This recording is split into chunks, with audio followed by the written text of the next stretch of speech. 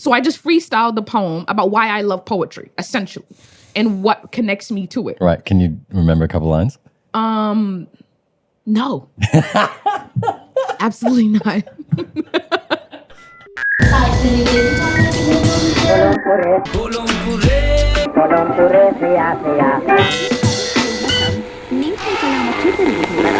We would like to acknowledge that we are on stolen Yuggera and Turrbal lands, and as settlers of colour, we reflect upon the damaging legacy of colonisation. Always was, always will be. Hi, everyone. My name is Huda the Goddess, and I'm a spoken word poet / dancer. There's a lot extended bio that I could give. I'm an illiterate person who then became a writer. I'm a creative in multitude of different spaces, but poetry, spoken word, slam, dance, freestyle, Afro, those are kind of my pockets. So, Right. Yeah. Right. Nice, nice. And so this last year has seen you get the crown, or in the last, 2 years? Yeah, like a year and a half. Yeah, because of COVID extensions. And you've put a certain pressure on yourself to do things whilst you've had that opportunity. Tell me about what that year has been like. Yeah, well, I won my first title during COVID, my first state title. And that was a shock to me because I had done the state championship before. Yeah. And that was the year I was fully ready. I was like, yeah, this poem is close to my heart. Yeah. I talked about censorship of Black women and our voices and our stories. And, I felt really connected. And then I had lost. And I was like, well, damn. And then, not to be a hater, I saw the person that won. And as much as I was happy for them, I didn't have an answer for why I didn't win. Which bothered me. And I was like, is this ego? Do I think I'm greater than I really am? And is this person delivering something that I have not mastered yet? So I was like, okay, cool. Maybe I need to go back in the lab and figure out what I did wrong. But I actually just gave up. I was like, I really don't care about this title anymore. And I don't want the title anymore. All right. And then the next year afterwards, Voices of Color was like, we're going to host, the Heat. And I was just like, oh, dope. I'm always going to be at Voices of Color because we need more elevation of people of color's voices. Right. So I went in and they're like, we need somebody to represent and make it to the state championship that is a Black or brown body. I was like, all right, fine, I'll compete. And if I make it with a VOC Heat, just know that I don't care. just know I'm there just to take a seat up. That's really it.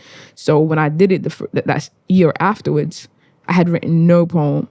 I had not gone prepared. I had just gone in there to occupy a body. And I went in with what I do is I have a story that will come out at this event. So I wrote something randomly while I was having conversations with people backstage. Yeah. To be honest with you, I don't even remember what the poem was. There was a poem that I wrote about my mother and domestic violence that I grew up seeing. Was the first time I talked about my mom. But I think that was my second win, actually. So I don't even remember what the first one was. Right. I think I talked about body autonomy. I don't know. This is how you know I had no connection to that win at all. So I did my performance in Anissa and was actually one of the MCs. So I did my event and I was backstage eating, just chilling, vibing. And when they announced the winner, I wasn't even paying attention. And Anissa had given me that that smile, sis. I'm looking at her and I'm like, what are you smiling about? She's about to announce the winner and she's smiling at me and I'm just chatting. I'm not paying attention to anything. And then they call my name. I'm like, oh, damn. This is it. All right, cool, sweet. So I'd won state that year. And then that was really during I think that was the year we were coming out of COVID, and I won with a lovely brown woman who was actually my runner-up. So it was, I think, one of the first years I'd seen a Black woman and then a woman of color win. Yeah. 2 women. Right. Win that event, win that whole thing. So that was really... And it was the year it was hosted by Voices of Color. Yeah. So it was one of those heats. So it was really, really dope. And that year we got ready for nationals, super seriously. Seriously. We had a room with people coming to watch us to support, and VOC set up the live cam, and we had a big screen to watch the competition, and we were ready. We had written work. We was on, right? And that girl that was competing with me scored high 9s. She killed it. But her only disadvantage was she wasn't a slammer, so she went way overtime and lost points. Oh, right. She actually would have probably won that year if it wasn't for the overtime in her poems. Okay. But we was ready. We was gaming pre-talk before the event, and then we got on there, and that was the year I lost by 0.3. 0.3 was the margin that I lost by. And I was devastated. Right. In the sense of like, damn it, bro. Like, come on. Every time I'm ready for this, I don't win. Like, what's going on? So I was like, forget it. And I told Victoria, actually at the time, who was like working with VOC, I was like, I give up. That's it. I'm done. I'm wrapping it up. I went to nationals. I repped. I won the state championship. I came runner up. This is it. I don't really need to do this again because I don't think I will win it. So I actually had a conversation with the girl who won. She sent me a message right after the competition. She goes, man, I think you were incredible. Please do this again. Like, you are meant to win this. And I was like, I appreciate the love and all of that stuff, but I really don't think I can go through this vigorous process of like trying to prep and not knowing whether I'm going to win and it being crowd votes and blah, blah, blah. I was like, forget it. And then I did it again.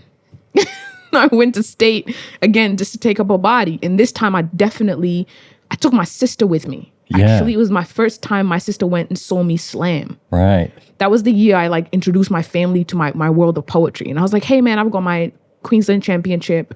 Do you want to come? She's like, yeah, my friend really likes poetry. We'll come with you. Right. So they were like, oh, lit. This is also in the front row. My sister had never seen me compete poetry ever. It's been like 8 years in the game. So she's sitting in the front row. She's like, and they're like super excited. It's very cute. And I'm backstage and I'm like, I really don't care about winning this, but I do want to share a poem that's important to me, which is talking about my mom. And I've never really spoken about her on stage, but I really do just want to do that. I was actually pep talking somebody else backstage, this really nervous poet. So I sat with her on this seat and I was like, yo, you got it. And I was like chatting with her. Then we went and got burgers and sat back. We were not paying attention at all to what was going on. So she performed and then I performed after. I was the last person to perform, actually. Right. And I was in the middle of like biting a burger when they announced me winning state again. I don't know about the history of like winning state slams, but I've never heard of somebody winning twice. So winning state twice, 2 years in a row was already a big deal because I'd never seen it before. Right. So I was like, oh, this is like lit. My sister's like, this is amazing. I didn't know poetry could be this serious. And the room was, yeah, she was like, this is whoa. I'm like yeah. Legit serious? Yeah, she felt like it was like a whole nother level. Because to her, all she's ever heard me talk about is like going to an event and, you know, people singing. And it's a very like, to her, it's almost like a celebration rather than a competition. So she didn't see that there was a competitive side to it where there was judges and something up for grabs. Right, to bring all this excitement to the art form. Exactly. Right. And you know what's funny? Like, we were walking to my car that day and my sister was like, yeah, you're going to win nationals. Like, you're going to win. And I'm like, girl, do you know how hard it is to win that thing? It don't matter how sometimes it's not even about skill. There's like nerves, performance, the room that you're in. There's so many variables to determine who's going to win, right? It's not just about skill. Yeah. And she's like, nah, you're going to win nationals. My sister was positive that I was going to win nationals. Everyone I had told was like, yeah, this is your year to take it home. And I give zero interest in winning nationals. I had zero plan or, you know, like when people are like, oh yeah, when I win nationals, this is what it's going to look like. I had no possibility of even imagining it. Right. I didn't put it in my mind. Like, I was going to go to Sydney, then I got my vac shot, one, and I couldn't get the second one because I had to wait a certain period of time. So I ended up having to do it like online.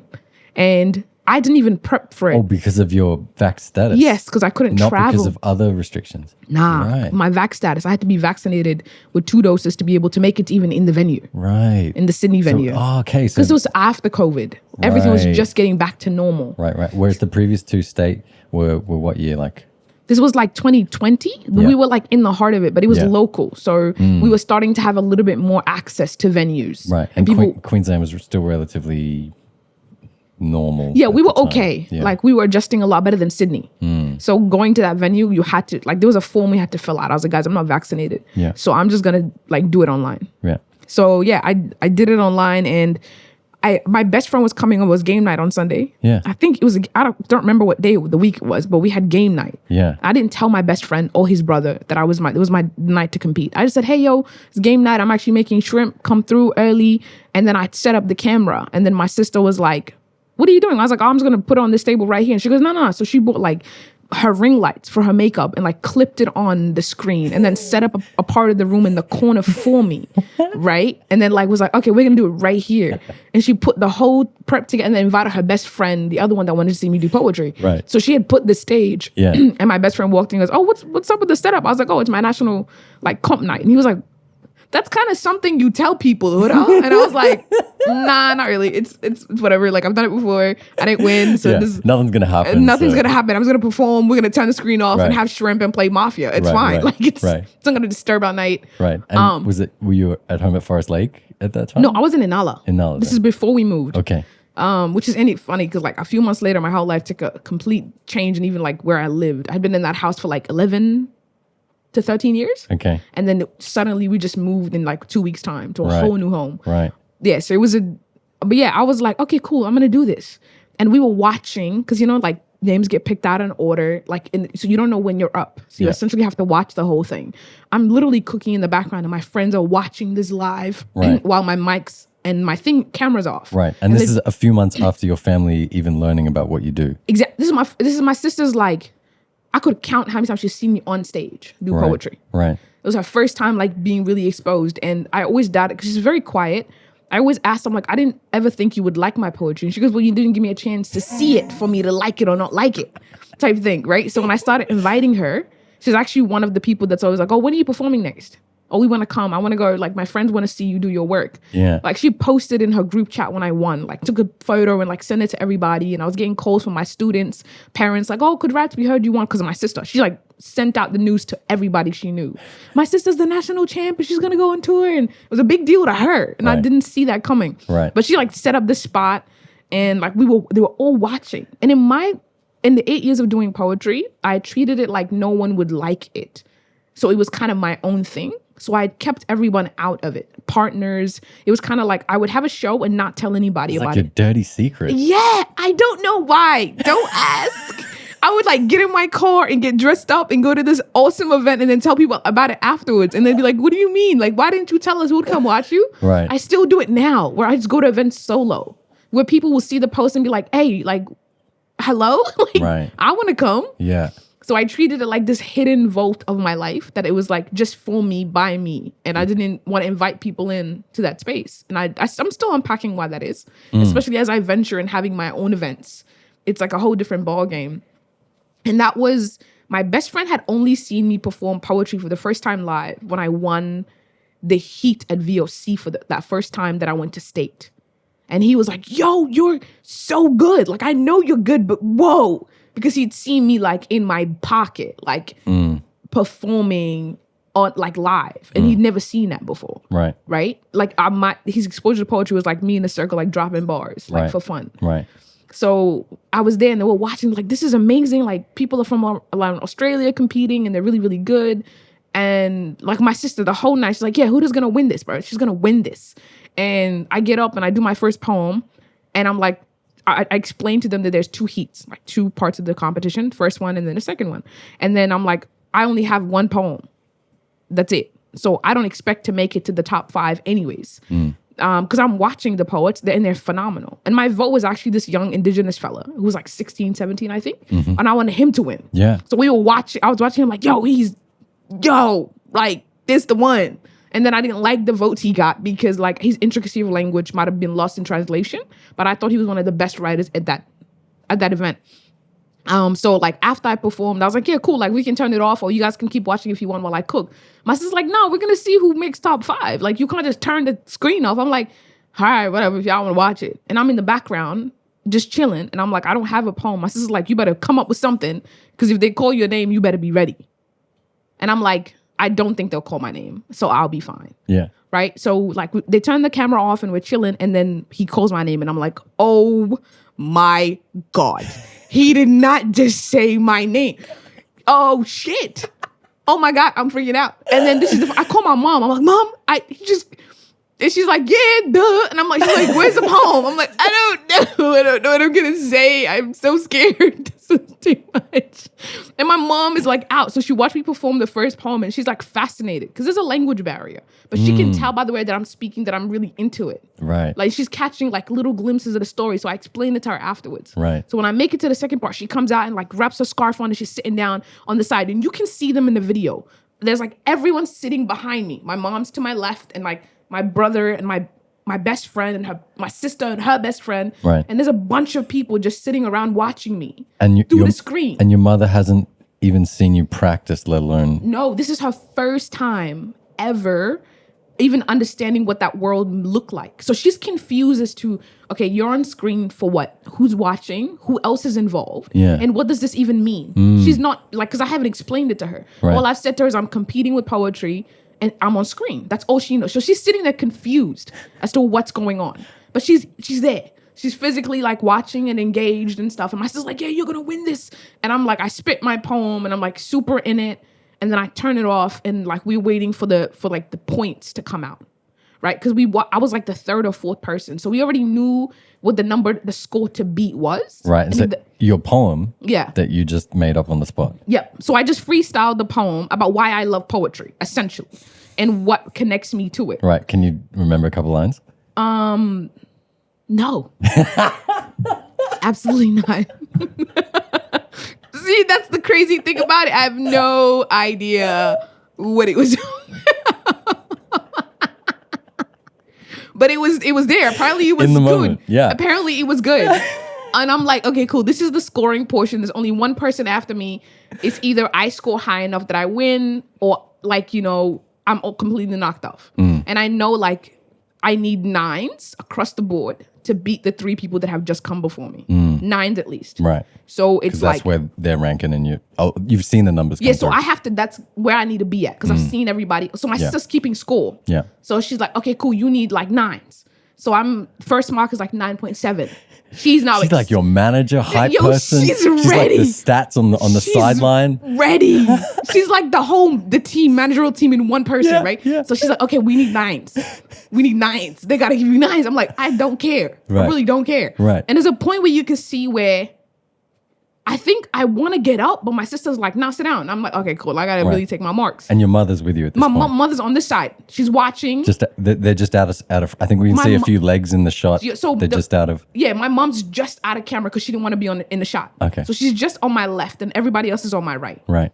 So I think it was like, I don't know, it's like a 9.3 or 9.7 comes first. And then it was like stacks on 9s. Your like scores. high 9s. Yeah, like 9.3, 9.7, 9.6, 9.5 through the board. She goes, yeah. And then there's me like cheering and then they're going off. Yeah. And then we have to wait for the next person because whatever they get, they have to beat me. Essentially, I'm now winning. Right. Okay. You become the front runner right there. There's one person after me, whatever they get, is the deciding factor. So top 5, you're the 4th performer. Yep, and there's one left. person after me. I believe so, 1 or 2. But we were like, they were sitting on the edge of their seat, like, oh, this could be it. Everyone else is in person. You're the only one performing through a screen. No, there's a few other people. Top 5? Oh, the top. I think there was only 2 on camera, and then the rest were in the actual event. Okay. So we're just chilling, and then they're like, after there's a video of me screaming. Like just up at like there's somewhere around. My sister recorded it. Like we're all yelling. I'm in this black dress and my braids have come off, and everyone's like, ah! In the background, like near my kitchen. As you're hearing the results of the 5th. Yep. And I'm like, oh shit. And I'm like, did I just win? My sister's like, you just won. I'm like, no, I didn't win. And we're just chilling, like, oh my God, this could be nuts. This could be crazy, right? Like, and I have to sit in front of my camera because they're about to announce the winner, right? And I'm sitting, and this is the tell sign. So there's a feeling, but it's not official. It hasn't, like you've sort of done some stats. You've got your sister team stats over here.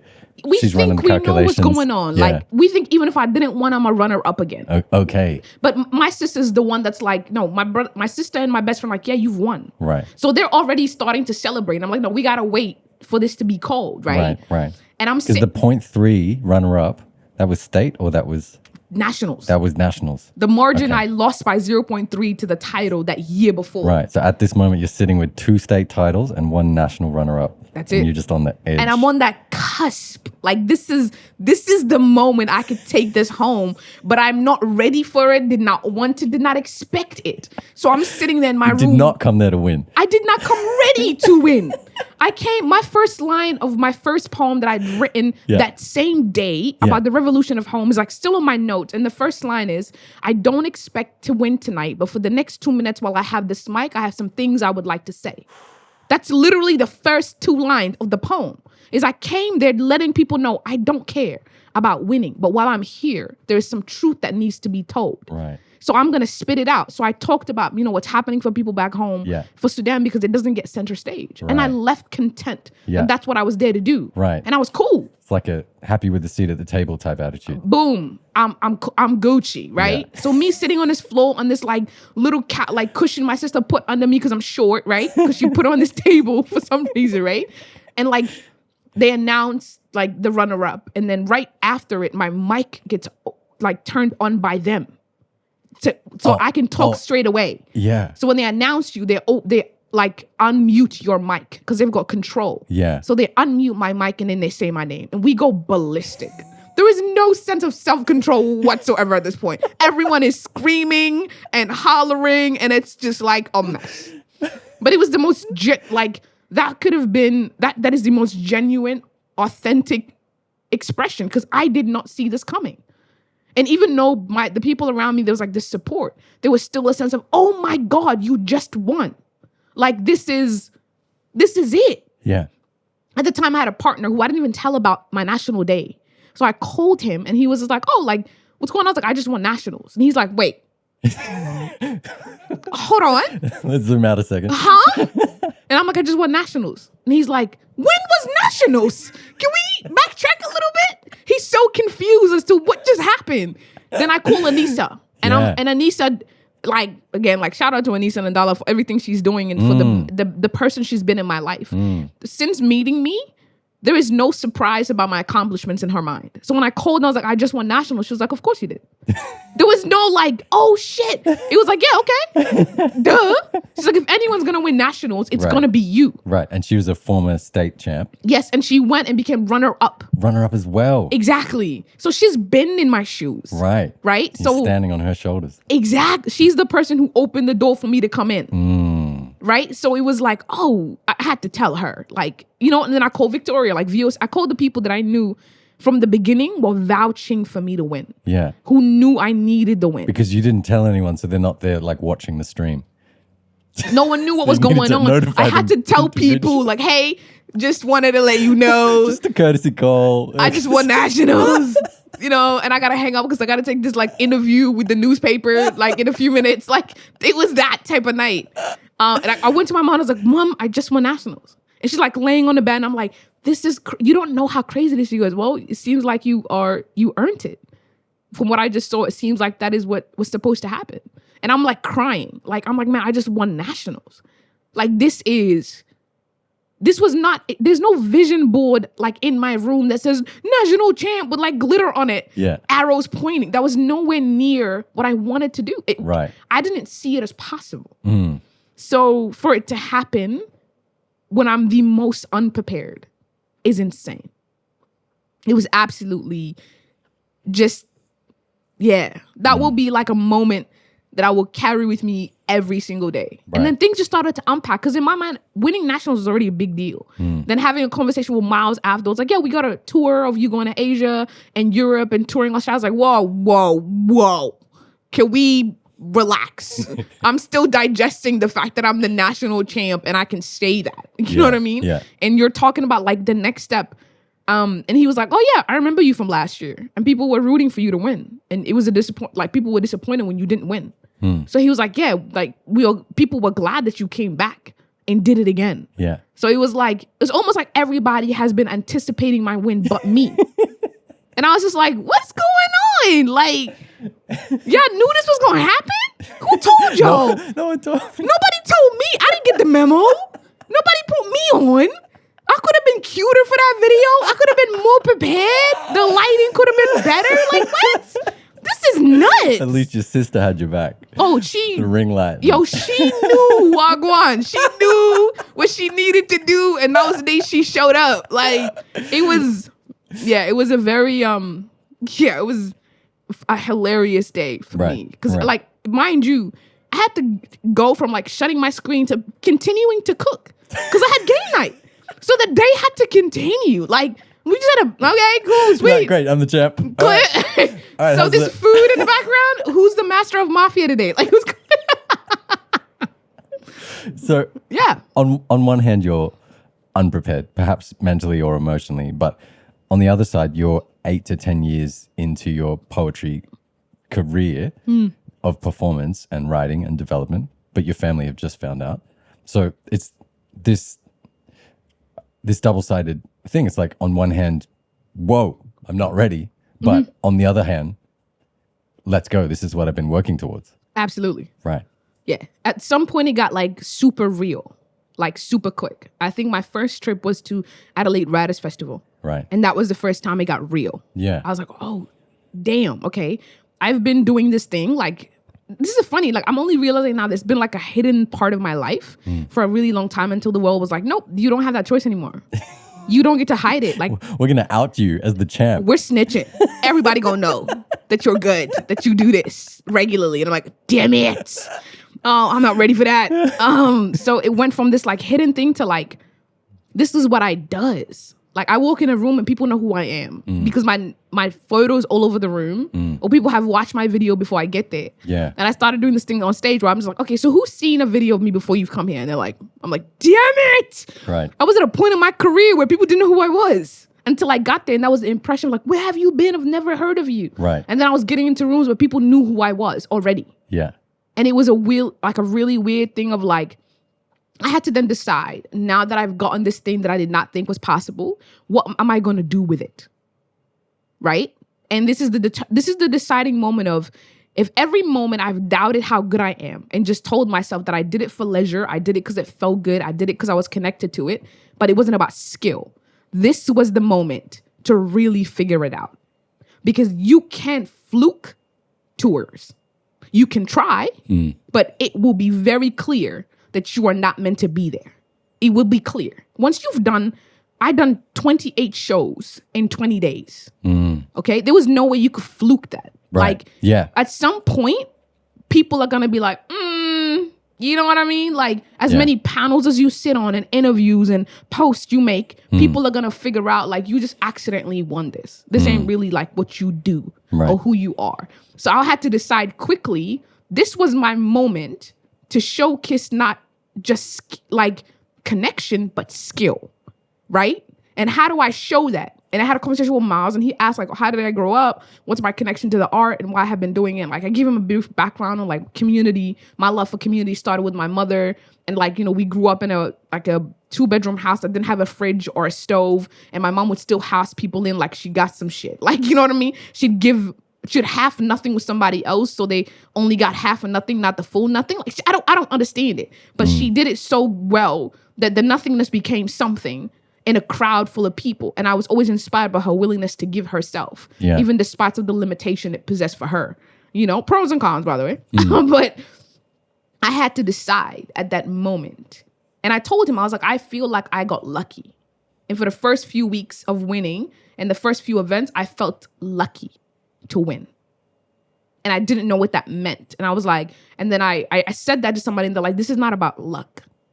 You don't have that much luck for 8 years. Yeah. That's not a thing. So you have to stop saying that you got lucky. Yeah. You were meant to be where you were. And this was a skill. Yeah. And it took a long time to get rid of that. Oh, I just got lucky, man. And that's how I would describe it. I just got lucky. Yeah. That was just my day. And it happened to be the people that were judging really liked what I had to say. It was luck. But and if you look into it, sometimes you can reframe luck as consistent hard work plus timing. Oh, and that's exactly what it was. Yeah. You know, but it was a really hard thing, having imposter syndrome and also being the black body on stage. I was the first black woman. No, we've had another black woman win, but I think like looking at the people who won, I was like, damn, I'm nothing like these people. Like the person who won the year I got lost by 0.3 was an English teacher. I'm illiterate. Like I don't have a knowledge of like, you know, like historical poetry, and I'm not like, people expect me to be like, oh my God, I've been reading my whole life and I have a library at home, and like I used to look at the dictionary and learn a few words. I did not have any of that. I couldn't read properly until I was like 11. Right. So that's not my narrative with this. So it felt like luck. Yeah. Because it wasn't like years of preparation of skill, but it was at the same time. It's 8 years of preparation on stage and in community spaces and loving art and getting to know artists. But changing that was it was a lot of work, self-work. And then I told Miles, I was like, Miles, I'm going to be a person who does this tour like no one else will ever do it. No one will ever do this tour how I'm going to do it. And that's going to be my legacy, is I'm going to be memorable on every single stage that I will ever touch down on while I hold this title. And there is going to be, I'm not going to show up late. I'm not going to show up emotionally unprepared. I'm not going to show up half myself, because I don't think I'll ever be able to do this shit again. So this is my moment for people to know that this is not a drill. This is not a joke. This is not a trial. This is real. This is where I'm supposed to be. So I'm going to make sure that while I'm here, that I am the bar forever. That this is the bar. And this is how you show up to state. It's not about luck no more. This is about skill, sheer skill. And anyone who gets up the stage after me should be going, damn, I got to be as prepped as she is. You know? And that's not even a competition thing. It was like, it was my O2. Like, I'm going to do this bigger than anyone has. And I told him, I was like, I'm going to get a standing ovation at Sydney Opera House. And he goes, well, you know, we normally get the standing ovation for the event anyways. I'm like, you didn't hear what I said. I said, I am going to get I didn't say the event. I didn't say the slam. I didn't say everybody. I said me, my set, my performance. At the start of the year of being, having the crown. I said, I'm going to do this big. Yeah. I'm going to do this like no one else has ever done it. And we toured together and we were on the road. I am not late to a show. Like, he got to a point where we were in Belgium and like, I was not around. People couldn't see me because I always tap out of the show for a few minutes and hide away. Yeah. And people were like, oh my God, is she here? And Miles was like, she's here. She's always here. She's always here when she needs to be on here. And like, after our Australian tour, he was like, I've never had a tour with somebody like you before. He's like, what we've been able to do? He's like, you've been the easiest person to tour with, because I don't have to coach you or teach you or mentor you or tell you or fix anything. He started taking my classes while we were touring. There was no like, what do you need to teach? It was like, oh, cool. She's got it. I'm going to go do work and it's fine. And I aimed to do that, to not feel like baggage on that tour where he needed to take care of me or teach me anything. Because I had 8 years of learning already done under my belt.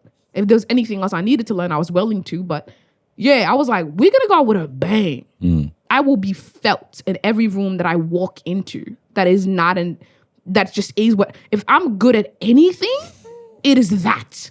Like, you know what I'm saying? Like, I'm short. I cannot ride a bike. And I've got a lot of deficits in my life, okay? You know what I mean? I'm a fatherless daughter with a lot of trauma and a lot of counseling to do, okay? But one thing I am good at is being felt.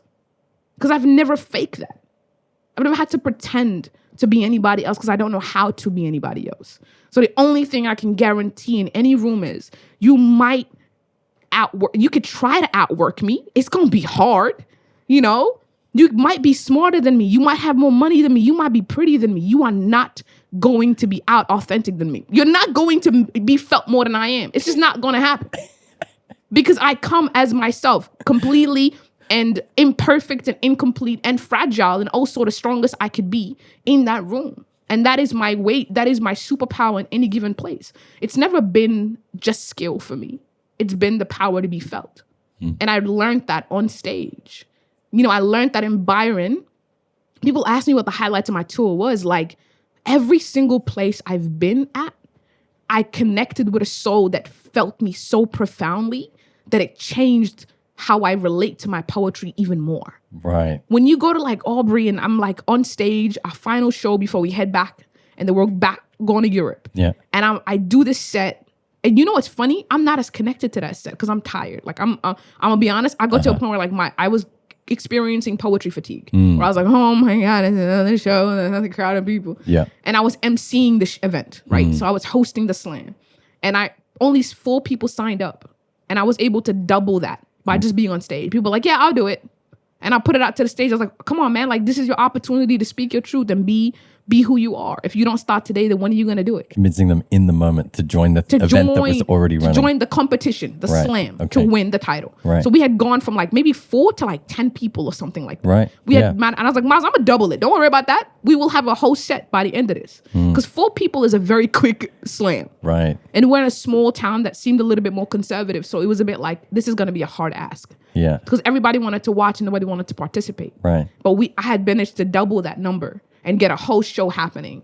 And then after my set, I had this beautiful woman. I cannot remember for the life of me. And she started crying and she goes, when you said you were here for somebody's soul, I felt like you were here for mine. And I appreciate everything that you said today. And me and her are standing there having this moment where she's crying. And I'm talking to her and I'm not noticing there are cameras behind me recording our interaction. She's the director of the festival. I don't know that. I'm just connecting with a human being. This woman came up to me and said, I just changed.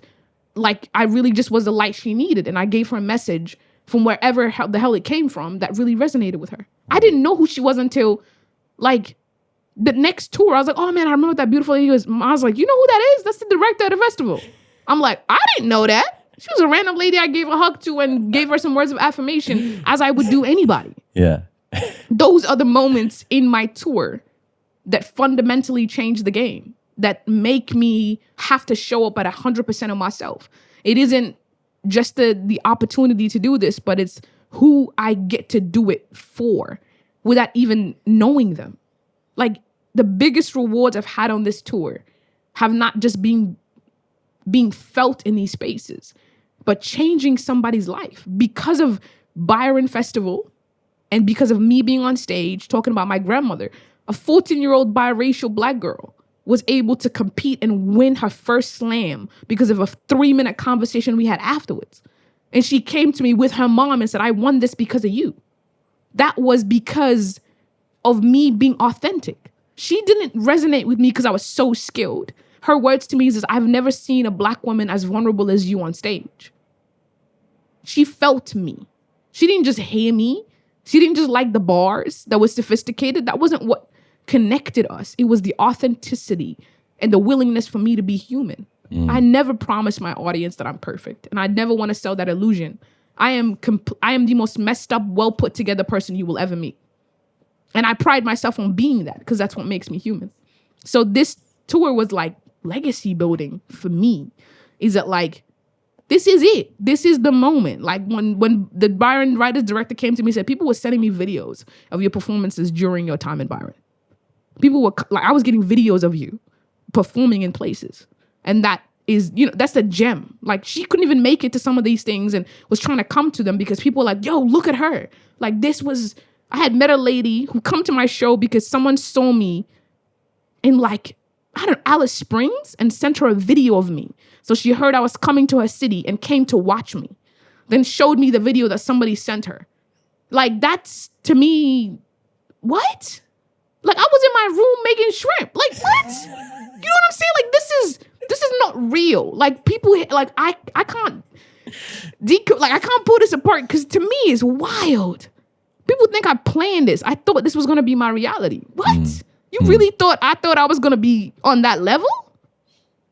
I was cool doing shows for like $150 around the block for a couple people that gave me hugs afterwards and sent me nice messages. That was it. I was cool with that. But that's not where I am now, so. Right.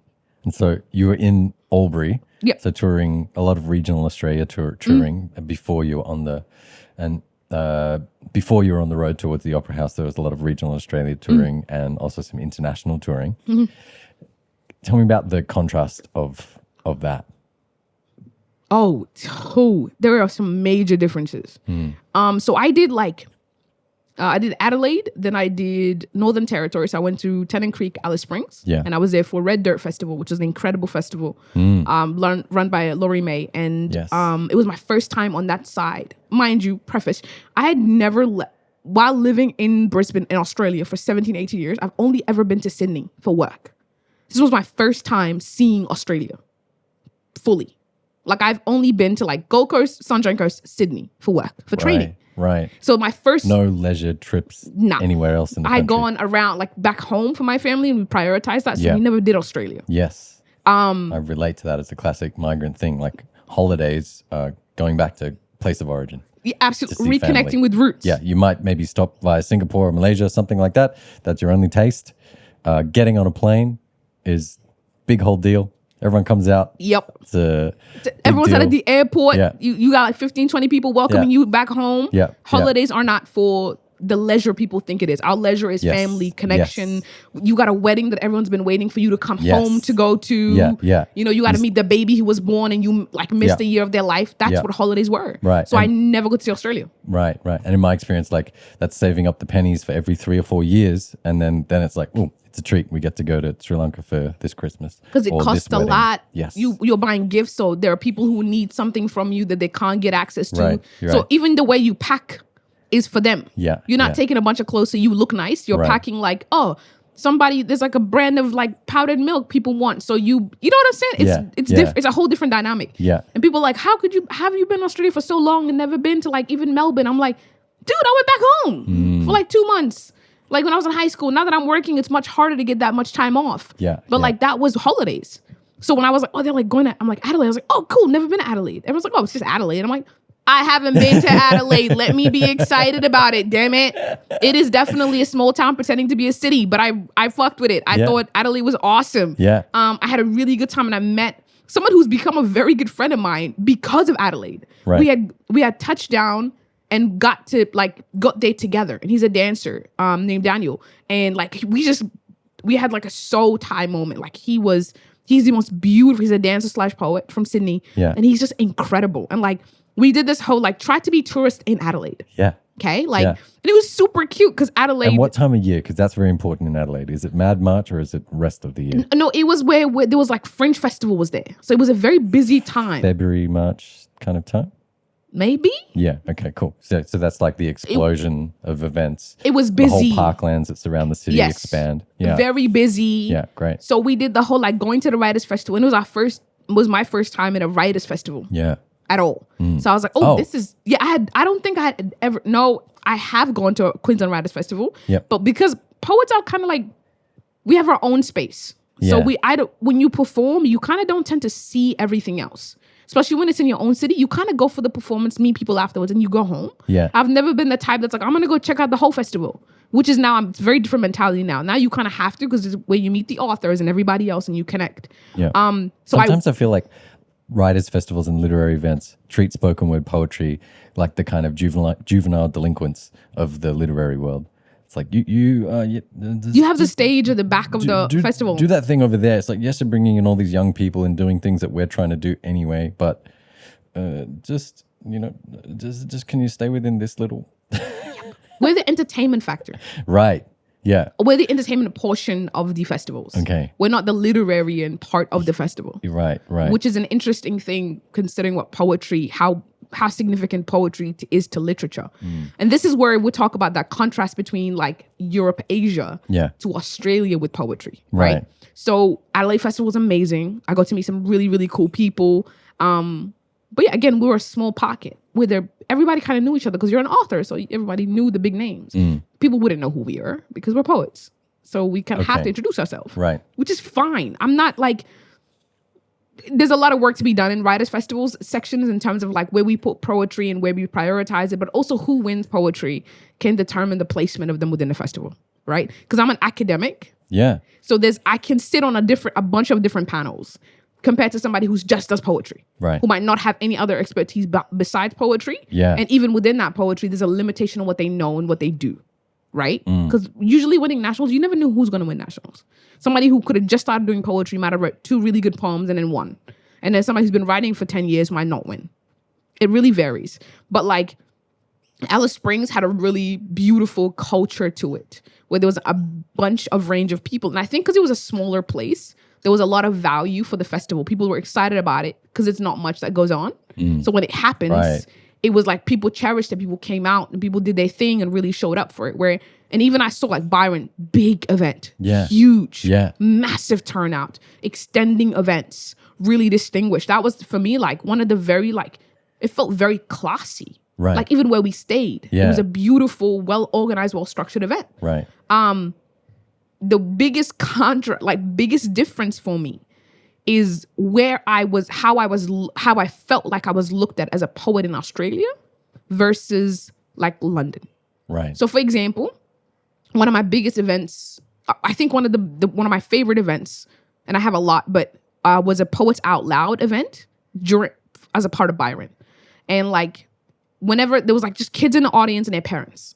And there were like a bunch of kids competing for the title. And it was so cute because like I'd come in and kids were whispering like, oh my God, is that Huda the Goddess? Oh my God, is that? And I was like, these kids know who I am. And they're like, yeah, they know who you are. I'm like, whoa. And like they were all shy and I give them like this little pep talk. And then I got on stage and for the first time I talked about my totem back home. And I did a freestyle. And like, it's always the most impressive part of this. Like I can write a really great poem, but the moment people throw words at me and I make a whole story out of it, I was like, whoa, she's incredible. Right. And I'm like, I wrote a really great poem before this. So we're just going to ignore that well put together poem. Whatever. I'm kind of this art. Whatever. And I did this freestyle that I was like, and I don't praise my work a lot. That was the shit. I was like, okay, I'm in my bag today. Yeah. And it was a really wholesome event. And it was also because kids almost treated me like, whoa, you're the wordsmith. Like, you're the writer. Like, this is really dope. We want to be like you. Right. So I felt really acknowledged as a poet in that space with kids kind of giving me that stature of like, yeah, you're the bar. Right. Yeah. Right? Yeah. And is that also to do with, okay, so the festival takes you seriously as a performer and you're promoted as such like the other artists that are coming into the festival, so that people coming to the festival have the same opportunity to go, oh, who's this Huda? I'm going to look them up and like, oh, cool, here's a video. Whoa. Was it that kind of? I think so. But it's I'm not sure how I don't know if it was a variable of them being kids. And then like the youth engagement. Youth engagement is different. Yeah. When people think you're like, when you get the title of anything, kids have a lot more esteem and respect for that because it means to them, okay, you are the best. So we're going to treat you like you're the best. Yeah. With I think with festivals, there's so many people there. And a lot of it is like people have been going to festivals for years because they have like 7, 8 books and have been around in the literary world where poets who win, it's every year it's a new person. Yeah. So your point of getting that reaction is you got to be good on stage to be memorable for people to look you up afterwards. So you don't have the opportunity of being known before you get in a space. You got to earn the recognition in the spot. Right. And your title might be impressive, but not as impressive as if you kill the performance. It almost feels like that. Okay. The ticking of the box is like, you got to give us a performance. You got to give us a really good one that makes you memorable. Both as a performer and as a speaker. Exactly. And those are 2 hard pockets because a lot of writers aren't good on the mic. Yeah. Like it's an introverted job, really writing a book. It requires you to be interested, like inside. That's right. It is an introverted for the most part. Yeah. So yeah, it was really, really fascinating because I'd done a regional tour with these writers who have written 7 books. And I was like, whoa. And then they didn't know who I was. They knew I won and they were amazing people. But again, it was a thing of like, these are prospective authors of like 20 years or something, right? And I'm now amongst them and I've just won my first national title. I don't have a book yet. So I am the amateur of this group. But there's 2 ways I can look at that. It's like, oh, wow, like I'm amongst some really big people. When they're like, we're going to sit on a panel, I'm like, who's going to ask me anything?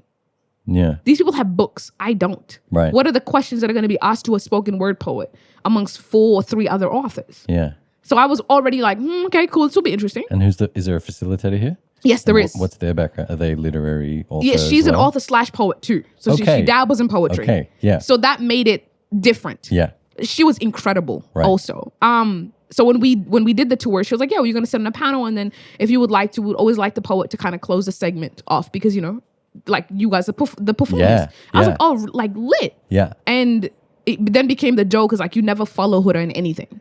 You don't follow her to answer a question. You don't follow her to perform. She's the final and the full stop. And it became the joke of the the travel. Which event is it? This is for Byron. Okay. So like, it was the funniest thing where like, I was the bar. Like, they all would start like, hey, we're just letting you guys know if Huda answers the questions, we're not answering it. Like, Huda's the full stop type thing. And it was the joke. And they made me feel like, yo, we really respect your art. Yeah. One of the writers, Nigel, I can't remember his last name. He's a well-known author. And he really like gave me so much praise. He's like, yo, we cannot do what you do. No one can do it how you do it. And that became the intro. When I met them during the festival, they're like, Huda is one of the most incredible poets we have ever seen. And like, you don't ever want to follow her in anything after. And that was like the earning of it. When I went to Bali, again, the same thing. People don't know who you are, especially because I'm coming from Australia, right? Yeah. But there was already an established, when you're like, oh, I'm a spoken word poet. It comes with an already sense of like respect and like stature. It already lifts you before people even see you do anything. Where here it almost feels like you have to earn the ooh. It's like, oh, cool. Nice, you're a poet. But there it was kind of like, it already had a pre-established sense of respect and recognition in spaces. Without even the national title attached. No, I'm just a poet. At no point did I actually say I was the national champ until somebody put it in the bio. Right. It's fun. I've never introduced myself that way until Miles had to train me. Like, hello. Like, I'm like, okay, sorry. I'm Huda. I'm the Australian National Poetry Champ. Yeah. But yeah, I felt that art had a bigger space. Like in London, when I went to this like Black Jam event in London where it was like 150 people of just blackness. Like, I'm talking about like dashikis and like head wraps and like noises. Okay. It was incredible. And I had never experienced that in Australia ever. And all blacks, even within maybe Voices of Color is the closest we've ever gotten to a very black space. Yeah. Voices of Color. Yeah. So I was there and I was like, I was in awe. Me and Miles were in the back. Mind you, Miles is African American. So we're sitting in the back like, whoa, this is dope. We're like, this is amazing. And he's like, Miles, being Miles, he's like, you should perform. I'm like, Miles, we just here to watch. Can you not do that, please? I'm like, no. And he's like, no, this is an amazing opportunity for you to introduce yourself to this community. And what's a safer place in this place for you to talk about your work? I'm like, I don't want to ask them. They look like they already have a roster. And so Miles, this is why he's good at what he does. Yeah. He walked up to him, introduced us, and said, hey, I actually have the Australian National Poetry Champ here, and we would love to be able to do something for you guys in the room, even if it's just like 2 minutes on a mic. Yeah. And she's skeptical. We're going to be honest. She's skeptical. Who are y'all? Why y'all here? And what is she about to do? She's skeptical, and rightfully so. Some random black people just walked in claiming to be the Australian champ. Yeah. And now I'm supposed to give her some time on my stage. With like voices and accents that people might not associate with Australia. And people know each other in the space. So we're the outsiders. Visibly, we're not from here. Yeah. So it was like, okay. And I'm like, okay, she's skeptical. So that means if I get this mic, I really have to make sure that skepticism turns into admiration or some type of praise, right? Oof. Because that's the bar. Is when people are skeptical of you, that's where I itch. I'm like, let's go. What? You don't even know what I'm about to do. You want to underestimate me? You and everyone else. You don't even know what I got in my bag right now. Like, what?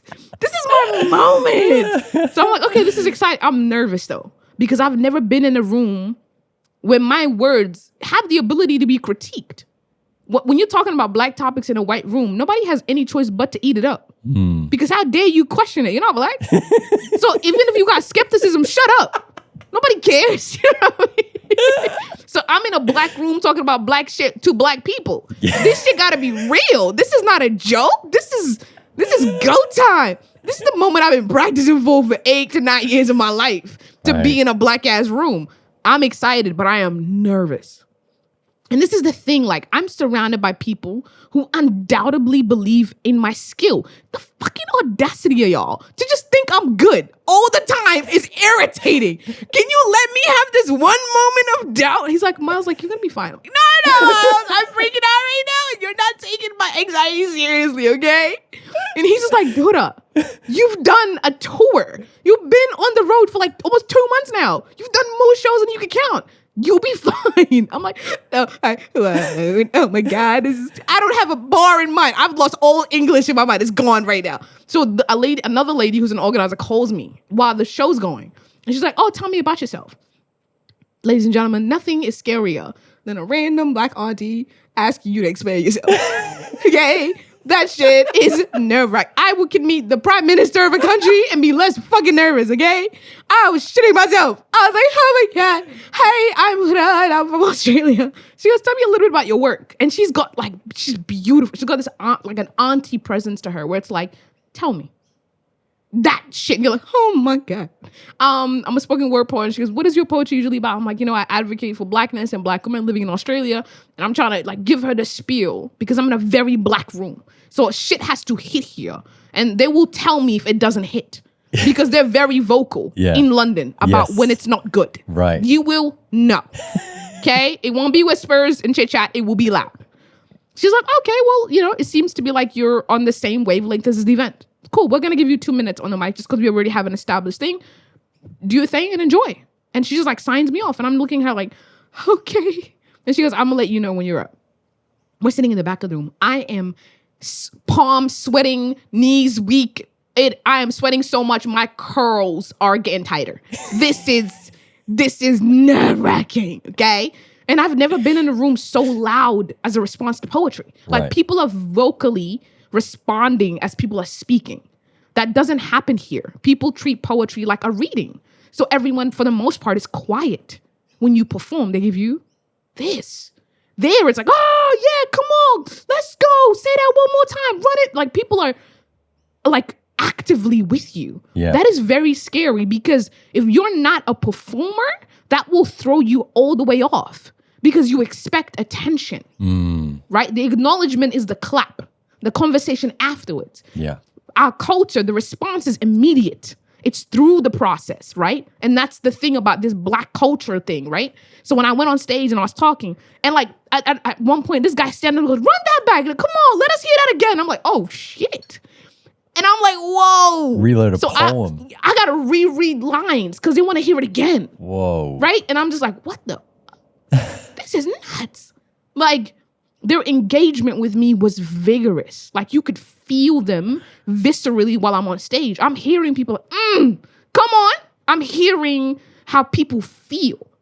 I'm not just judging the temperature of the room based on the silence or the body language. I'm hearing how I'm making them feel. Right. And what poem were you performing? There was this one, Ode to Black Women.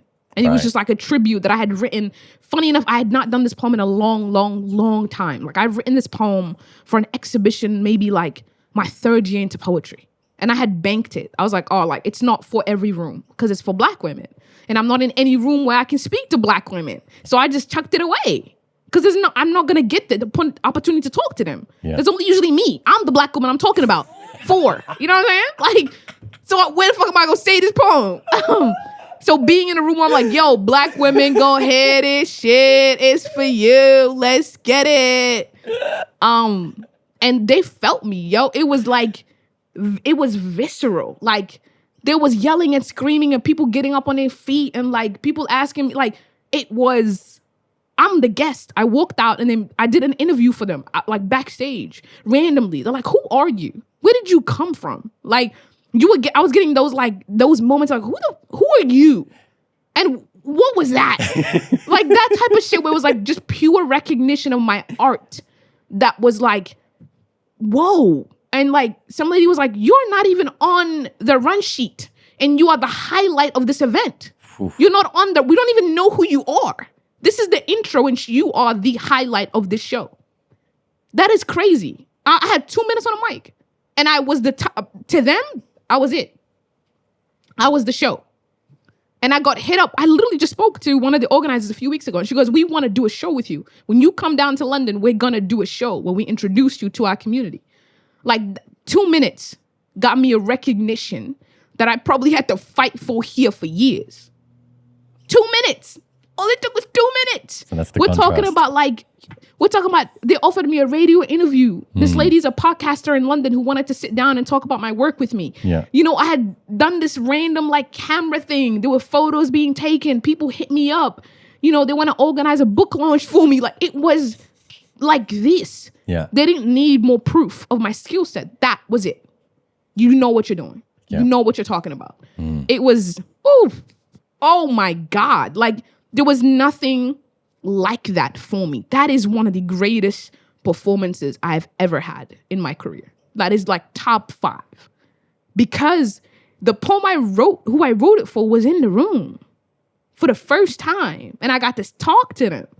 And I got to be felt by them. That's unreal. Like, that's like up there. You know what I'm saying? And I've done like, Asia was incredible. Like, Bali was astounding. But again, it was a matter of like, whoa, shock. I was like, whoa, who is she? And I kept having those moments on tour, even in Australia. It's like, who is she? Because I think, I don't know, there have been some phenomenal winners for the national champ that I've met that are truly like wordsmiths of their craft. And I aimed to low-key be on them or better. So like, I enjoyed that moment of like, okay, who is she? Like, that moment of like, yo, you really holding space up. And you're going to be memorable. Like, and that's what I wanted to do was like, I want to be the bar. Like when you think of Sydney Opera House, poets winning, you need to think of me. I'm the bar. Like that, you need to aim to do what I did on stage because I know I wouldn't have that opportunity again. And meaning I said on tour, my job is to keep the door ajar open for Black women to come in. And then as I kept winning and I kept touring in those rooms, I was like, no, I need to stay in this room so when the person comes in, they have me as a part of the audience because what they're going to go through is being the only Black woman again. So I need to stay in the room so we change the climate of the room. So the room looks different. So if every winner comes and stays in the room and then somebody else takes the stage, we change the room. And that is how you change the room. And I only learned that once I went to Black Jam. Because that's what happened there. Is one Black woman took the stage and she became the audience, put another Black woman on the stage, and they kept doing that in rotation. Right. Now they have a whole bunch of women that can be on stage and still be the audience. And the new generation of women keep doing the same thing. And that's what we need to start here. The contrast is there is a culture of Black women, Black artists taking up room and building the spaces they wish that they had and really doing that well. And we are still in a space of like, we are the one or two in the room. And people think that's progress. And I mean, sure, but how much progress? And how many Black women? The difference here is we're not just encouraging people who write to keep writing. We're actually needing to birth artists, Black artists. We need to have the conversation where we have one, tell them that their voice matters. Two, that they have a story to tell. Three, that there are people that will be willing to listen to it. Four is that you can make longevity out of that thing that you do. Because other people that don't look like us have always been told that they can do anything that they've wanted to do with their life. Well, we've been told we must do what is necessary for our survival. We have not been fed the same script. So we do what we need to do to survive. And art is about living. Art is living. We are the breath of communities. And Black bodies don't know how to live. We are in constant survival mode. Our instinct to survive, to self-preservate, exceeds our ability to exist as just human beings who create and create well. So we have to start rewriting the script as we talk about inclusion and cultural safety, is we must birth artists. We must birth them and cater and look after them while they learn to crawl and walk and run and sprint. And then we must make space for them when they've learned how to sprint real well is to give them a medal for it. And not to bank them somewhere else and turn them into the only Black body acceptable for winning. And that's the difference here, is that we don't want to admit that we have buried Black artists for generations. And we continue to do so because we have not allowed them permission to exist. And that is the contrast, is people outside are sharing their survival into how they transitioned into living and have created an echo chamber of people living who embed community and prioritize it and celebrate intrinsically who we are, which are creators. But there is no space to build a playground when you don't even know if you have a home. Can't. It's just not possible. So while we're maintaining this focus on what is necessary, our playtime is non-existent. So you ask yourself, why the rage? Because we don't get to play, dog. What happens when people don't get to smile? They frown often. Yeah. Because there is no reason to smile. Our creation and our prioritization for Black art is crucial. We talk about survival. We are the first brick that no one recognizes. Somebody else gets to put another brick and then you get to celebrate in the air-conditioned room while I watch you from outside. The audacity that we are the heartbeat of shit, but we're still looking from the outside in, hoping somebody will be like, whoa, there's 6 Black people. She's the best. Let's take her in the room and put her and leave everybody outside. Well, there's 60% mediocre motherfuckers inside this room. Right? And it's okay for them because they're trying. So we got to recognize attempt. Our attempt isn't recognized. There is such little room for error as a Black or brown body. Like little room for error. You do not get to break. You do not get to be tired. You do not get to slip off. You don't get to just disappear off the map, then come back again, and people have the space held off for you. That is not how this works for us. Other bodies can be tired. It's human. We empathize, we connect, we rebirth space for them to come back into. We don't have that. The margin for error is non-existent. One slip up on stage for me could be the thing that doesn't get me hired again. So when I say I was building a legacy, some people hear that and think, oh, ego, you want to be better than everybody else. I have no choice but to be better than everybody else. If I'm not the most memorable winner, you're not calling me. Come on now. If I'm not the best person that's been on the stage spitting bars, if I don't give you goosebumps and make you weld, you're not going to remember me. Let's cut the shit. It don't matter how funny I am. It don't matter that I dress well, come on time, and shake everybody's hand that I don't even know, that doesn't even know me. If you don't feel me here, you're not going to call me back in here. Stop playing. There is no second chances for me. This is my win. This is my opportunity. There is no second chance. I don't get to fumble this bag. I won't get another one. I can't win this shit again. This is it. So when I'm like, I'm on stage and you must feel me. Sydney Opera House must get on their feet for me. There is no other choice. You must. When you think of this show, you think of me. There is no other choice. Do you know how hard that is? There's no room for error here. So when you talk about Black bodies, understand that we survive on the idea that we must be the greatest to ever do it, to ever be able to do it. And you get to just try.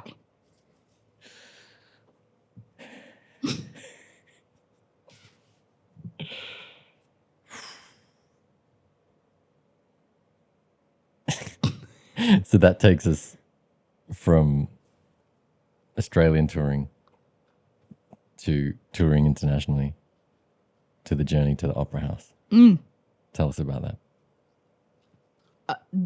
That getting to Sydney was my sign-off. But it was my sign-off because it was my first time my mother seeing me on stage. My mom had never seen me perform besides that one moment where I won nationals in my living area with my friends. So I'd flown my family out. Black ass shit. I flew my family out, booked them a hotel to bring them to Sydney so that they could be there for that moment, because I knew I had to prove to my mother that if I was investing my time into this thing that's called a frugal thing called art, the art world, as an opportunity for career, I had to prove to her that I was the best. I couldn't just tell her that I was good at it. She had to know that I was the best, because she knew in her mind, without being able to articulate, if I wasn't the best, I wasn't going to get far.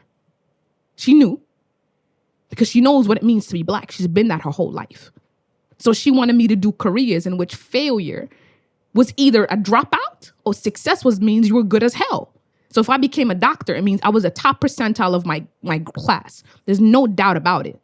Going to med school is hard. No one could debate my greatness if I was a doctor, right? So they chose, Black people choose careers, people of color choose careers that'll arguably create stability no matter what, where you are in the world, right? And we'll have no argument about how good you are. That's why we don't pick things that are subjective. We pick medical school, law school, even though it is subjective, but in our minds, it's ingrained that if you make it there, you gotta be good. So I had to prove to her that I was not just good, that I was the greatest. That's pressure. And my urge to her was, you're gonna see me do something, even though you don't understand most of the words that are gonna come out of my mouth, you're gonna feel that I'm the greatest in this room. And you're going to know it. Because you're going to feel everybody else before me. But when I get on stage, it's going to hit different. And not just because I'm your daughter. Because you're going to feel everybody in the room change when I get on stage. Right? And it was my opportunity to sign off to the people that watched me on video. I was where it was supposed to start for me. I was supposed to be at Sydney to start the journey and end in Sydney. That was supposed to be the end of my Australian tour. Right?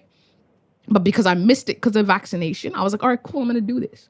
And I didn't really know that I wanted the standing ovation in Sydney until I got to Sydney. I was like, I want a standing ovation because I deserve one. I told Miles, I'm going to get one. And I got 3. So I accomplished 3 standing ovations around the world in my time. I did it. But Sydney was different. Because Sydney had people that invested in poetry, had the next title winner, had my family, right? And then had my sign off. This was different. This standing ovation was going to be different. So I needed it to happen, but I didn't know why I needed to happen. Because ego was like, the egotistical answer is, shit, I'm the greatest. I deserve one, to be honest. But that wasn't what it was. Me getting everybody to stand up was almost welcoming the new generation of poets so they can have a seat. So I needed everybody to get up and to realize you getting up was making space for the people I was opening the door for. Because they can't come in when the whole room is taken up. Where they going to sit? They can't be sideliners because then I didn't do my job. So I was letting you know, get up. Because if you got up for me, you going to get up for the next me who comes up on stage. But you got to make room for her because she going to get off the stage and sit down next to me. And if there's no seat for her, where's she going to be at? You feel me? So when I got to Sydney Opera House, we had our own version of Black Jam here. And I had the audience, like my first row was a beautiful biracial couple and their Black son. And I did a first time. I had been wanting to write a poem about having a Black child. And the inspo was this little Black boy who was sitting in the front. And I was like, yo, one day I'm going to have a son who's going to use my bones to build a throne. And I wrote that poem on stage for that little boy. But essentially, that little boy was my brother. That little boy was my son. That little boy was every Black boy that I had taught in my life. Is that you have the opportunity to use corpse where death lived to create a reality in which you are not just surviving, but existing. More than that. So when I got that standing ovation in that room, and one of the guys who was in the audience was a competitor. I didn't know that. And he was clapping the loudest, got up, and he was like, I have never seen anyone like you before in my life. And I was like, that is what I want. Every time that you watch me, I want that. Might not be no, you've never seen anybody like me. When he said those words, I was like, it's not even about being the greatest. It's about being, no one is ever going to see anybody like me. You cannot copy me. You cannot duplicate me. And that is the greatest compliment, is that I'm not trying to build other Huda the Goddess. I'm trying to just allow other people to be and do it how they're going to do it. So when I got to Sydney Opera House, I was around these poets and I'd done a freestyle backstage. When I showed them, I was like, this is what the type of poet I am. And it was an opportunity for people to see why there is nobody like me. Is that you might write better than me. You might know books better than me. You might have read more than me. Shit, you might be better in English than me. But you're never going to be me. And that is my O2, right? That's what I was going to do. So when I got on stage, I'm like, these 500-600 people are going to get on their feet to make space, but to also recognize there will be no other Huda the Goddess. There will be none. And that was my sign off into survival. I exist here. This is my room as much as it is yours. And I didn't give an attempt. I completed a process. This was not the beginning. This was the middle of the story. There's no full stop, really. This is a continuation. So I'm just letting you be a part of the process to say one day you saw Huda the Goddess at Sydney Opera House. This was the calmer. You get a chance to be a part of the calm. And I did what I do best. I gave a tribute to my mother. I gave a tribute to the space. And I did art like I would do it. I freestyled for 15 minutes, got off stage, and got my standing ovation. And I sat down content. The people knew who I was because I gave them the reason I won, which is because of a 2.5 minute freestyle poem when I made it to top 5. So I signed off how I started. And that was a moment that I will remember for the rest of my life because I was exactly who I was meant to be. With no apologies and no edits and no filter. I was exactly who I was supposed to be in that time. And that was the greatest thing that I could have done to sign off that, but to also be in the middle of my own process. Because there was still more tours to do. There was still more shows to do. There was still more people to make an impression on. But Sydney Opera House was like, oh yeah. And Miles had a conversation with me afterwards. And he said, one of the people that is a founder on the board, he said to me, she messaged me and said to me, the show was incredible. This is like verbatim. The show was incredible. And as always, you did a great job. I came tonight to see Huda perform live because I wanted to see how her charisma and passion translate on stage. And to me, she was why that show was where I was. Like, she was like, that is the highlight of the show. She's like, I came to see Huda in real life. And that is why she won. And to me, that's like, come on now. Absolutely. I had to deliver because there were people waiting for me. And if I said that before, people were like, oh, you cocky. Like, you won. Who cares? But there were people, I had seen people that saw me perform 4 times during that festival that came to see me 4 different times. I was like, bro, you already see me. I'm not going to be that different. Like, yeah, it's a different poem, but 4 times. And that family came and brought other family that I performed at the Black Jam for to see me perform again. And I was like, this is it. I'm cool. This is the win. Like, performers who got after me, the person who went after me, I have done my dues to set the bar internationally. That poets that come from this country are like no other, because we have no opportunity to talk about the things other people in the world are talking about. So when we get the stage, we are real and we are raw and we are unfiltered and we say everything that needs to be said. And I did that unapologetically in every space that I was in. So it's in the Opera House. I was felt. And that was one of the greatest accomplishments because my mom was there. And my mom like recorded on her like Android phone and like sent it to everybody. And she's like, hey, back off on Android. Yeah, like hers is like ancient, prehistoric, like sort of that new one. Yeah. But she did the whole like sending it to everybody. And we never had a conversation about that event. We never talked about Sydney, me and my mom. All right. But she had a conversation with everybody around. And that's what I needed. Because I knew when it wasn't a conversation for me, she realized the magnitude of what I was doing for the first time. Where this wasn't a hobby. This wasn't leisure. This wasn't a risk. This was me. And that's what people look at as art. It's a risk. Like people are like, oh, damn, you brave. And I didn't say I'm going to go climb Mount Everest. Like, I'm an artist. This is not. And I had a panel in Singapore. And they're like, what is the most frustrating thing about being an artist? I was like, this idea that I have to accept poverty as an artist is just ridiculous. Absolutely, it's beyond me. Because let me explain something to you. I came out of poverty. If you think I'm about to redo that shit again, you got me fucked up. This is not a hairdo I missed. I will not do poverty again. And this idea that we have to accept that we are going to get paid less, recognized less. And I'm like, yo, you really put the variables like I'm Black, woman, and Muslim, and an artist. Damn. Cut me some slack somewhere. Shit. So you expect me to function in these spaces where I am the entertainment, I am the energy, I am the personality, I am the heartbeat. I come out and give you my soul, my heart, and bury it out to strangers just so you can pay me the least out of everybody? What? The audacity. The audacity to keep treating artists like we are not the only thing that slightly makes people not go to bed. Like you hire us for conferences where for like 4 hours, people are just like monotone voices and shit. Right. And we're the only people that keep people from falling asleep. That's something they're paid to be at. Yeah. Yeah. I don't understand how we're still in this day and age where we're still arguing the validity of artists. I don't understand it. Yeah. It just if it defies anything to me that's logical. Like we continue to bear the burden of like giving ourselves, our bodies, to still have to argue that space. Like, and how much it's worth and where we can be at and whether we have venues. And the biggest difference is like in Europe and Asia, artists are respected people. They might not be paid as much as they should be yet, but they're at least respected. So there's like a closer step to like they can create something. Yeah. Here, we don't even got that shit. Right. It's like, God damn. So we're broke and we don't like that. It's nuts. We don't got shit. And we're still having these debates about growth. But again, post-colonial, I mean, it was still in colonialism, but Australia right now is still trying to create. We are still seeing the generation of pioneers for poetry, for dance, for art, for film, for media.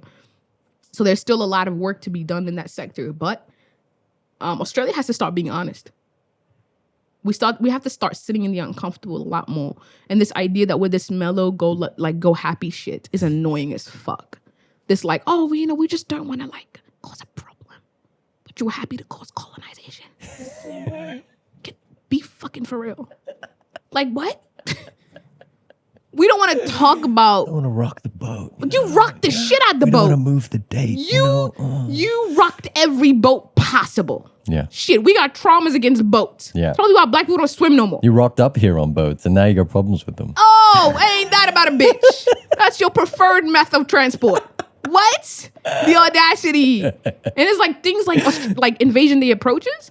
It just profoundly like confuses me as to why we're still having these conversations. Yeah. Like there isn't the pro here is like Australia has the opportunity to look around the world and see what has been working to fix what has been broken in this country and learn from it. But because we're not even starting the conversation, we are at this like stalemate of garbage. Like just, we're not talking about anything. We don't want to. And the people that talk about it, like some lady, there's a post online and some lady's response is, I'm tired of feeling guilty for celebrating Australia Day. Oh, I'm sorry. The audacity for people who are mourning to just request. They're really requesting that you move the date. Can you imagine if the First Nations community was like, let's just abolish the whole Australia Day as a whole. Let's just get rid of it. The upright. Like, all you do is drink 4Xs and have barbecues, which you can have on any other day. There is no significance. And the same people that say, oh, the great Australia, you have never read a history book in your life. What are you celebrating exactly? Meat pies? Like, be fucking for real. Yeah. It's not an argument we should be having anymore, and it's ridiculous that we're still having it. But again, this is also differences between being in other parts of the world, is you get to see the conversation people are having. I told somebody I'm a cultural competency coach, and they're like, oh man, y'all are just starting that? We've been doing critical race theory and teaching people about cultural safety. Right. And I'm like, dude, we can Google right now how many people do my job, and we'll see if you can find another two. We're so premature in so much. So yeah, the world has told me a lot about how much work needs to be done here and what it takes to be a pioneer in this community. So there's a lot to work to be done. Right. A lot of it. So being an academic and an artist, you've got two hats there. Are you doubling down on the artist side, and how do you reach back to the academic side if that's the case? I mean, like, if one of my first priorities right now also as an artist is birthing Black poets, I have to start with kids. Essentially, I feel like it is an easier connection to have with, it's really hard to convince a 27-year-old that's convinced themselves that they should be a lawyer and have been a lawyer, that they should abandon that old side, add poetry to it on the side. You know what I mean? Yeah. So there's a sense of like my jobs go hand in hand. As a Black poet in this space, I have to educate people by simply one existing. My existence is a political statement. So that already holds a responsibility in terms of education. And I've never limited me saying that I'm an educator to one aspect of education. So there's definitely like, I will never stop teaching cultural competency and cultural safety because it's necessary in the rooms that I'm in. All it's doing is it's creating a different avenue and a different range in which I do that. Like that might be, building a show. Like I'm thinking about building a show talking about Black hair. And the point of the show is one, like poetry. Yeah. But also the other point is bringing a conversation that's extremely crucial to the Black community to light, and allowing people to be a part of the conversation. And we're going to challenge this idea that if people knew better, they would do better. I'm going to help them know better so they can do better. Right. Because we weaponize incompetency in this country. It's like if people don't know, we can't be mean to them. I don't give up about that. But since that's the argument, let's talk about it.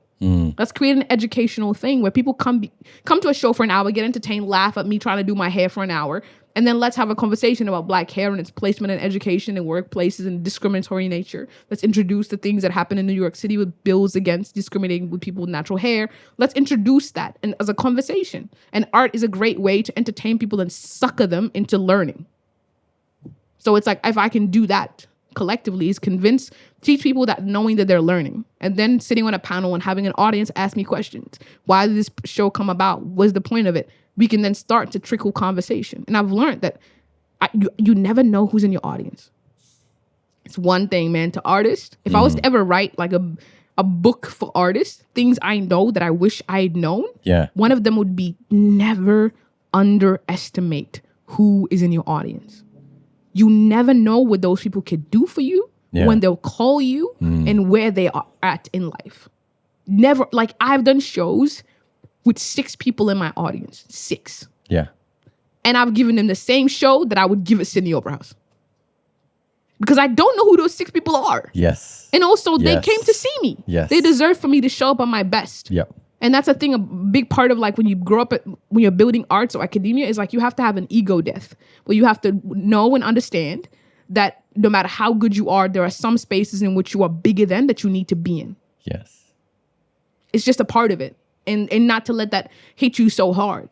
You know, like I'm great, but I've done shows where it's only been a couple people. And I'm not mad at it. It just is what it is. I don't come to a show expecting that a bunch of people are here to see me. I just come to a show aiming to do what I do, share poetry. It's the same thing with education. I don't expect everybody to show up willing to learn. But if I've got 2 people and those 2 people have a conversation with a bunch of people, then that room grows. And you got to be patient with it until it gets to that space. And that's a really hard thing when you know that what you're doing without any argument needed is necessary. So you have to have a conversation with yourself as an artist, as an educator, and be like, you have to humble your ego, right? And then this is funny, right? When you then get as big as you have always known you deserve to be and get to be able to showcase it, humbleness becomes a disservice. If you're too humble in rooms where everybody moves with confidence, you're going to be ignored and forgotten in a corner. Right. So if you just come in and do it, for example, you go to a festival, you do a great set, you just go home.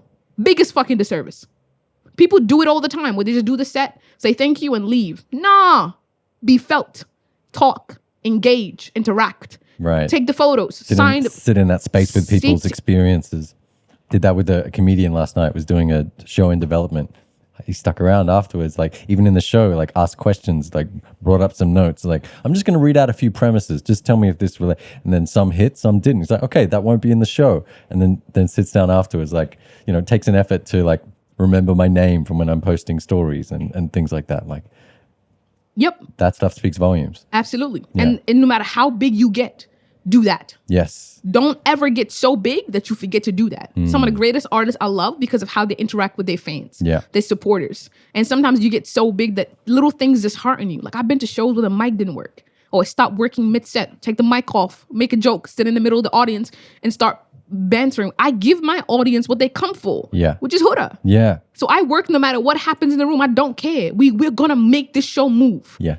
And that is my goal is to have like shows where I can sell out like 2,000 room arenas, right? I will do the same thing I do now. Then I will get off stage and meet people and sign books, laugh with them, take selfies like I do now. That's not going to change because people don't just come because I'm a great artist. People watch me on my Instagram and laugh at the rants that I have and quote them back to me. You know what I'm saying? Like I was in Singapore and some lady saw a post I made and she's like, oh my God, I saw that post. And it's so funny because it felt like you were real. And I was like, yeah, I am very real. And there's a disconnect when you get to a certain level of like success or up top that we start to have with the people around us. Like I'll never stop doing community shows. I'll never stop going around the block to that guy who's got 40 people every month that know me and like me. I'm always gonna go there. Because I know I'm going to have the best time, the best jokes. And even if nobody buys the merch, that's where my soul gets revived. Those are the people that share your stuff more than anybody because they know they can't afford the book. Those become your marketing team without you needing to hire them. Those people are jewels that are necessary. And most people don't. They undermine that, man. Like when people message me, I'm like, yo, I'm in there. What's up? How you doing? What's going on? We're having a full-blown conversation. Right. And I don't ever want to get to a point, like I might get to a point where I can't follow everybody back. But I will always read my messages. I will always have a conversation with that kid who, you know, wanted to say hey and take a photo with me after I got off stage. Those people are your community. They're your troop. Those are the people that make things move for you. Yeah. And an ego death is when you've done shows for 6 people. So when you get to an audience, there's 150 people there. You got no choice but to be grateful that 150 people are here and they're watching you and they rock with you. So if I do a show now and post it and only 40 people come, I'm still be good. Because listen, man, I've done shows for 6 people. 40 people to me is a come up. I'm good. And I expect the fluctuation. And some people don't get that. Like it is a hard thing to get to when it's like your bag is connected to it. Because how many people come is the ticket sales, is the revenue. Yeah. And that is hard. And I absolutely get that. But it is like we're in a climate where artists are really pushing to make things greater. It's where collaborations are important. Social media presence is important. Word of mouth is crucial. Going back to your home bases. Like I just did an event for Click Alt Delete. And I'd done that show like 3-4 years ago. Like, and I still go home back to that event Because every time I go back there, my soul gets fed. I write a new poem. I meet new people. I get a bunch of new followers who share my stuff. I'll never stop going back there. And that was never the motive. The other stuff was never the motive. I just liked the space. So I'll always go back to the space. But, you know, like, it's easy to disconnect. And it's easy for this thing that we love to become such a job that it's easy to just be so critical of it and not be in the moment. And it's hard. Like, you have to kind of go back to scratch and like really humble yourself about it. That no matter how big you get in this art industry, sometimes you still have to do things that are very regular. And that's cool. You know, keeps you grounded. I think it's very necessary, you know. But like I said, ego deaths and ego rebirths are so necessary. They like, I've had them so many times. When I lost my first time, I was like, yo, so you telling me I'm not good enough to win state? This is bullshit. You know, so I've got standing ovations under my belt. Yeah, and I can't win state championship? I'm getting 8s? That's ridiculous. But it is like, it's necessary. It's really like, yeah, it's where your growth happens. It's where some of your greatest moments of learning and you get people that you never knew would be watching you. You know, there's some wins in there, man, that are like magical. Like, I've been in like on stage and had a kid write her first poem while listening to me for the first time. I've had some like W's where like, this is why I do this shit. I'm really changing people's lives. Like, I'm getting paragraphs from people like, yo, I just want to let you know that I was going through a really hard time. And if it wasn't for your set tonight, I think I would have been really down a dark path for a long time. I've had those moments with people. Like pure moments of clarity where I feel like I've influenced and changed somebody's life. And that's priceless. Forget that it's 6 people. Those 6 people's lives might be completely different because of that one moment that we shared and that conversation that we had that was genuine and beyond that. You know, art is therapy for the soul. And as a therapist, you must show up at your best every single time because they deserve that from you. And that's a hard responsibility because we are therapists to ourselves through our art. Then we use our arts to be therapists to others. That's a lot. So self-care in these spaces is also as crucial as it is. So I recharge because, like I said, I'm sitting in therapy sessions with 150 people that didn't even know they were about to enter therapy. They didn't even know we was about to really dig deep. Like, this is hard for people to hear. You know, like the most requested thing recently, people were like, oh, we want to hear love poetry from you because that's not something you'd share a lot. And I was like, yeah, but please understand that my love poems will not be like the love poems that you're used to reading. So there will be a lot of confronting things for me and then for you, because I'm going to counsel myself through my art. And then you're going to be confronted through my art, which will then have to be the catalyst for you to counsel yourself. That's difficult. Be prepped for that. I am the therapist without no degree. It's a lot of responsibility. People drop a lot on you, you know, at unexpected times. I've counseled people through death right after getting off stage. Like, people are like, oh my God, I just lost somebody. I'm like, oh, yeah, hell, okay. Oh, cool, yep. I've had some serious, trigger warning. I do these events at like Gold Coast every couple months. Really cool, small venue. And there was a girl who I'd seen a few years ago. I did a poem about like my struggle with like mental health, you know, being like having ADHD, you know, like a bunch. I have a cocktail shopping list full of mental health issues. Okay. And I had done this performance and I remember her vaguely. And she had like come and spoke to me. She goes, oh man, I've been writing and I just stopped. I don't know why I stopped creating. And I said to her, what I would always say to people when they have a pause, I'm like, man, sometimes you must exist to write about what you existed in. And it's okay that you took a break. That does not mean it's the end of your journey. I can only write about what I've lived through. And if I'm not living and I'm pausing my life, your pen gets tired because you're writing about nothing. The ink will dry up on you. So it's okay. Take a break. But also start to write about the things that are going good, because the relationship we have with our pen sometimes is a place for us to express the darkest parts of our existence that we cannot afford for people to see, because then we think people are going to like us less because we're not always this beautifully colored thing. We're not always the butterfly. And she was like, yeah, I think I'm going to start writing again. And I went back to that same venue like probably a year later, and I found out that she had committed suicide. And one conversation that the lady shared with me, she says she remembered you and you telling her to write about the good stuff. And she had started writing again because of you. because that conversation you guys had. And thankfully, she had moments of really beautiful writing moments because of that, because she had stopped doing art in general. And I was so connected to that because you don't know what you will say and how that will change someone's life. And I've been trying, while teaching poetry, to teach the writers, the people that are wanting to heal, the people that need to heal, that deserve to heal, that your relationship with the pen does not have to be this exhausting journey of unpacking cuts that need to just be shut off. That your poem doesn't have to be a distraction from your reality or such a deep dive into it that it brings you back to where you are. Your pen is all between. It's the waiting room before you see the therapist. It's the conversation with the therapist. It's the cry you had that makes you feel lighter. It is the lunchtime meetup with your friend as you feel like you've just lost weight after this conversation. It is all those moments of relief, baggage, and in between. And to artists who are still fighting for respect and recognition and profit and all of this stuff, this becomes really crucial to maintain them as we remind them. There's not many people who look after people who look after people. Which means our energy dies quicker. Because no one's looking after the people who use their existence to birth other good people. So it's easy for us to lose those. That's why suicide is so high amongst doctors who save people, amongst people who dedicate their existence into putting into the world. And we're not teaching those people how to revive themselves and where to have a relationship with their crafts, with their art, with their skill set that is positive, that is enlightening, that is important. So while I work on building a generation of Black writers in this country, is to teach them that they can get up on stage and write about that butterfly they saw that morning that made their morning a little bit better after having a fight with their mom, as much as they can write about the fight they had with their mom.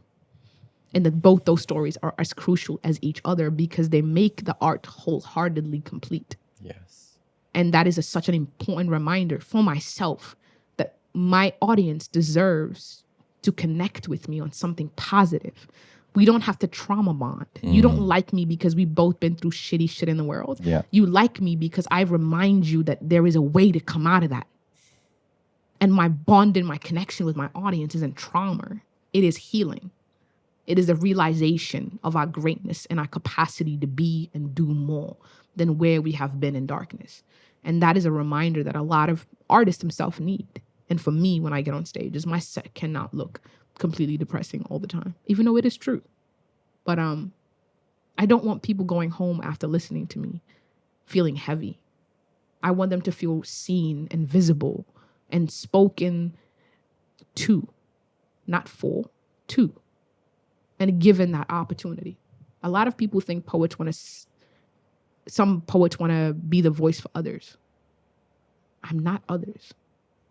I cannot be the voice for others. I'm the voice for me, and you will see yourself in my truth because we are intertwined inevitably.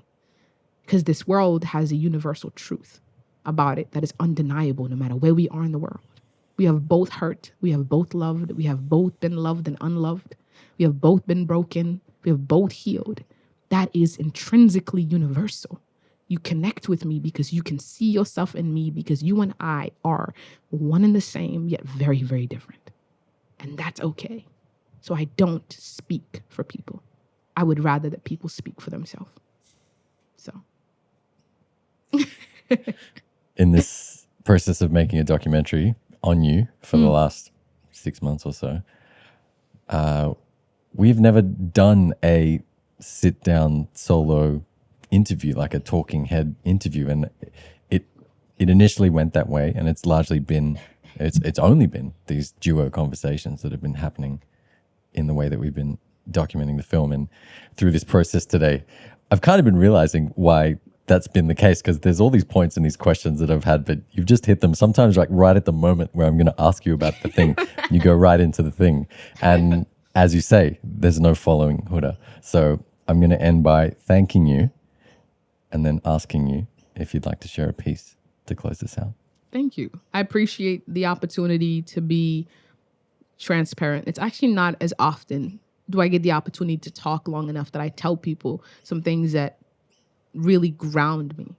Most conversations end at a superficial point in any interaction. So they don't, there's not enough time for human connection anymore because we're all in a rush to get somewhere else where we kind of remember where we were before we left. You know what I mean? And it's important to have these points of like, important points of clarity. So if anything, this conversation is inspired and reminded me while I'm writing and polishing my book is like, over time, I've learned that the type of wounds I have require attention to be cleaned. They require time to be studied. That you cannot stitch a scar that you don't know the depth of, that you don't know the origin of, that you don't know how it became here. And you have to be willing to accept that that cut one day will become a scar that will have a story of its own. And I don't want that to be the thing that makes me human. Is how many times I've studied a wound, cleaned it, stitched it up for it to turn into a scar and a point of conversation between two souls, hoping we connect over our pain. I would like our conversations to be points of admiration of the beauty of the world that we have, that is moments. It is butterflies and unexpected days. It's rainbows that show up when the sky is gray and it looks like it's mourning the loss of humanity. I want us to connect over stillness, calmness, the pause in time, that our conversations can be just breath and taking up space, that our idea of love could be thunder as much as it is lightning, as much as it is the birth of the rainbow, right after a long day of you ducking to find cover, that I'd like to connect with souls with just that. Silence. A peaceful silence, followed by a small smile and a twinkle in someone's eyes that will extend to a hug. And instead of our hearts beating and racing, they find a rhythm that is slower and they rest. That we can ease into chairs, drink our favorite drinks, and exchange conversation about everything we desire and everything that was, that will continue to be, that is good about the world. Because pain is not who we are. It is a catalyst of what we want to be. It's a cause sometimes. But the effect is your willingness to run through walls to find the light right behind them. So, to everyone who ever listens to me, remember that our point of connection is our humanity and how beautiful that is. And to remember to take up room and find the inner child in you and enjoy. Artists are the only people in the world who have the audacity to imagine, and they follow it with a set of actions that aren't rewarded that often. It's the black bodies taking up room. You have not earned the stage because you have been broken by the world and you need to tell them. You have earned the stage because despite of being broken by the world, the stage is still yours. So, I'm Huda the Goddess, and thank you for having me.